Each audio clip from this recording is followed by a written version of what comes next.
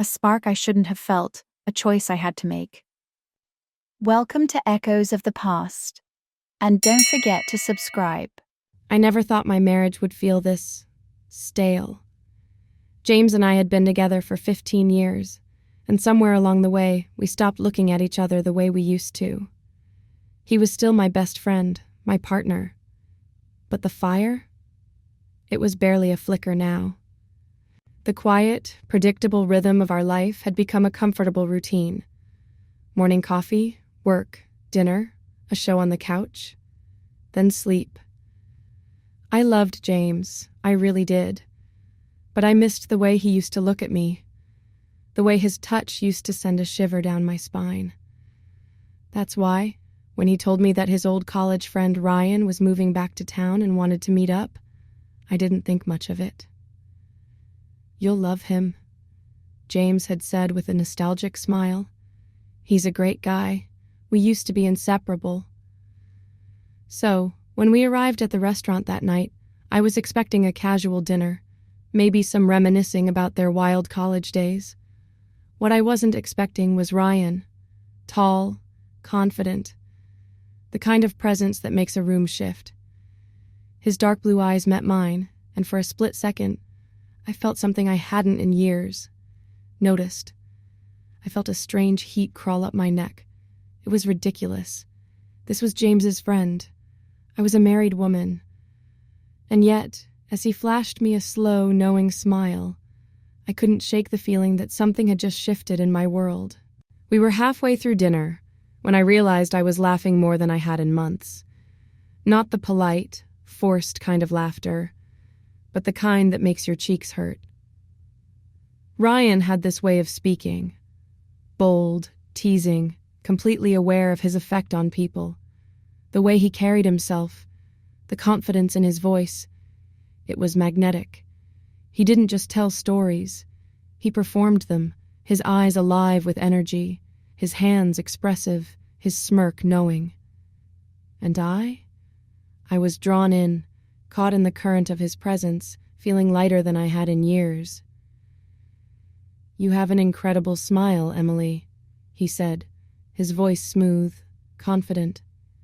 The comment was casual, effortless, but the way he looked at me when he said it made my stomach tighten.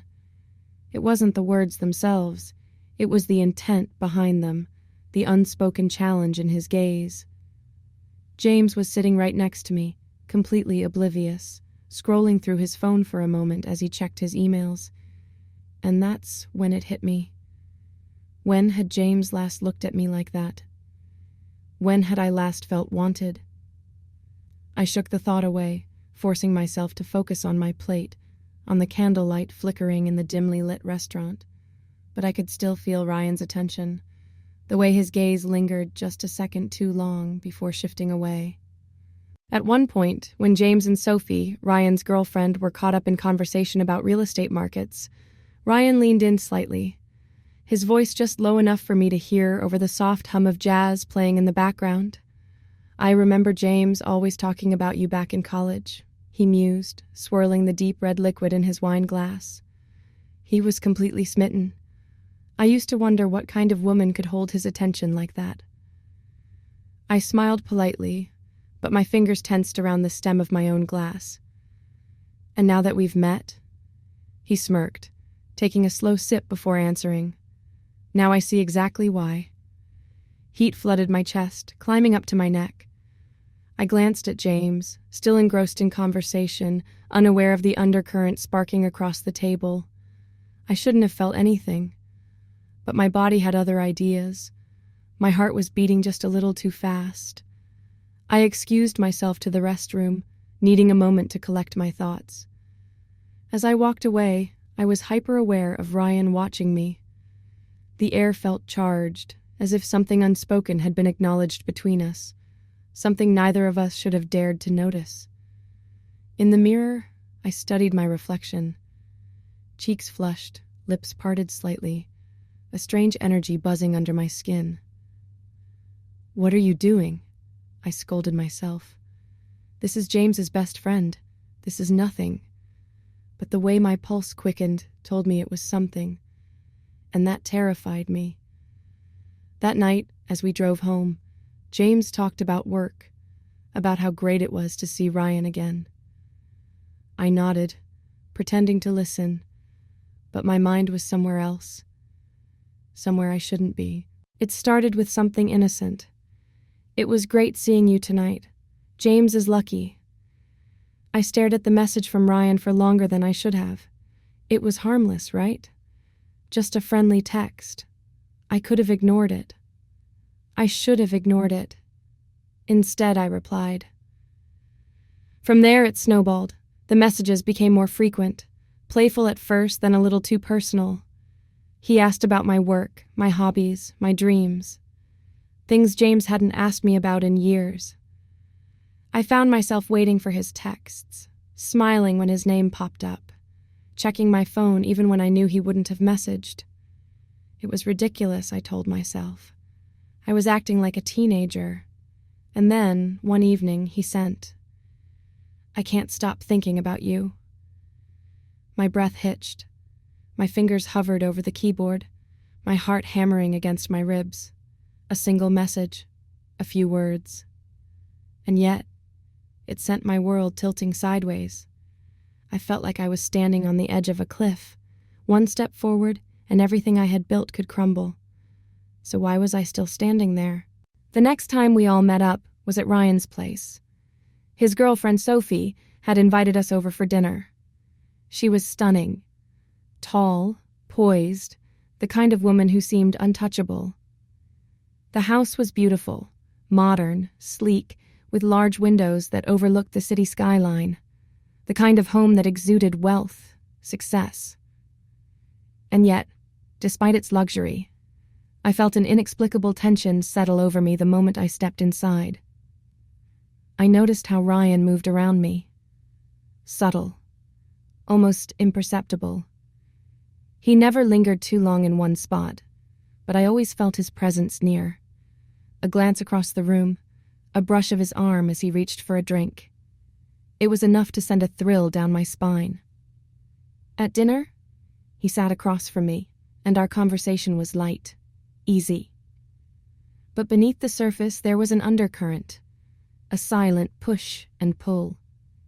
Every time our eyes met, it was like a secret conversation was happening between us, one that neither of us dared to speak aloud. At one point, I excused myself to the kitchen to refill my wine.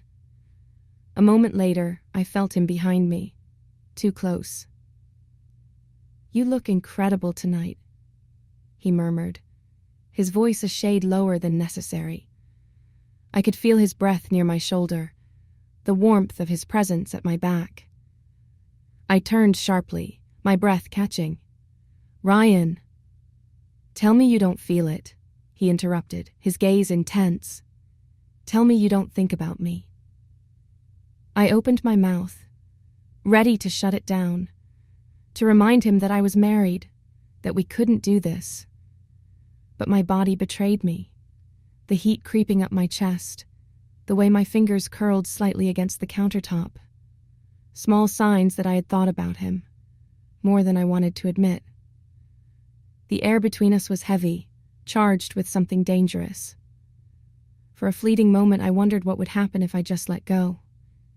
If I closed the distance. If I stopped resisting. I took a shaky breath and finally forced myself to step away. This can't happen. Ryan held my gaze for a moment, then simply nodded, as if he understood more than I had said aloud. But the way he smiled, slow and knowing, made me realize this wasn't over. I told myself I could handle it, that I was in control. That night, I deleted his messages, determined to put a stop to it before it went too far. But Ryan wasn't done. A week later, he showed up at my office. "Just passing by?" he said with a smirk. "Thought I'd say hi." I should have told him to leave. Instead, I let him stay. We sat in the empty break room, sipping coffee, pretending this was normal. The fluorescent lights above buzzed softly, casting a harsh glow on the room's plain white walls. The silence between us was thick, charged, like the air before a thunderstorm. Then, out of nowhere, he reached across the table and traced his fingers lightly over my wrist. A shiver ran down my spine. It was just a touch, barely anything. And yet, it felt like my skin was on fire. I swallowed hard, my breath coming a little too fast. This is wrong. You need to end this now. I know you want more, Emily, he whispered, his voice low, intimate. You don't have to say it. I can feel it. I pulled my hand back as if I had been burned, pressing it against my lap, my fingers gripping the fabric of my skirt. Ryan, we can't do this. He exhaled, leaning back in his chair, studying me. Why not? Because of James? Be honest with yourself, Emily. When was the last time he made you feel this alive? My chest tightened. The words cut through me because a part of me knew they were true. But that didn't make this right. I stood up abruptly, the chair scraping against the tile floor. This was a mistake. You should go. Ryan didn't argue. He watched me for a long moment, then slowly got to his feet, setting his coffee cup down with a quiet clink. You're stronger than I thought, he said softly. There was no mockery in his voice, no arrogance, just quiet understanding. I turned away before I could second-guess myself. That night, I couldn't sleep. I lay in bed beside James, staring at the ceiling, my mind replaying every moment in that break room. The way Ryan had looked at me, the heat of his touch, the ache of something unspoken, something unresolved. James stirred beside me, turning onto his side, his arm draping over my waist in his sleep. The familiar weight of it should have been comforting. Instead, I felt trapped, and that terrified me more than anything. That night I told James everything. Not about Ryan's messages, not about the way my heart had raced when he touched my wrist, but about us. I miss you, I confessed, my voice barely above a whisper. I miss how we used to be. I miss feeling like we were the most important people in each other's worlds. James looked at me, and for the first time in a long time, I saw something shift in his expression. Concern, realization, maybe even guilt.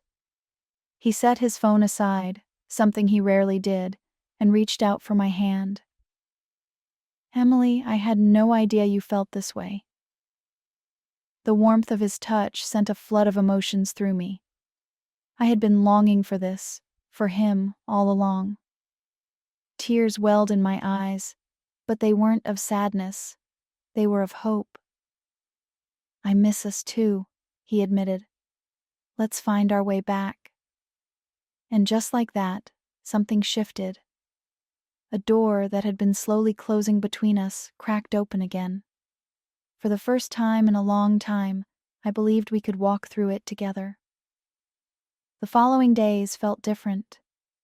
James started noticing me again, the way his hand lingered on mine, the way he made an effort to ask about my day and really listen. We went out for dinner, just the two of us like we used to. And for the first time in years, I felt the familiar flutter in my stomach when he smiled at me. But it wasn't instant magic. Healing takes time. There were awkward silences, moments where I felt the weight of my almost mistake pressing down on me. But every time doubt crept in, James pulled me closer, grounding me in the life we had built together. One evening, as we sat on the porch watching the sun dip below the horizon, James finally spoke about what had been weighing on his mind. I've been distracted, Em, he admitted. Work, stress. I let it take over. I didn't realize I was losing you. I squeezed his hand. I should have told you sooner. He exhaled, his thumb stroking over my knuckles. We'll be okay, won't we? I looked at him. Really looked at him. The man I had loved for 15 years. The man who had always been my home. And I knew the answer. Yes, I whispered. We will. Ryan never tried again. Maybe he knew he'd lost. Maybe it was never about me. It was about seeing if he could break something that wasn't his. I won't lie and say I never wonder, that I never replay moments in my head, thinking about what might have happened if I'd let myself fall. But when I look at James, really look at him, I know I chose the right love, and I'd choose him again, every time. If you enjoyed the story, don't forget to like, comment, and subscribe.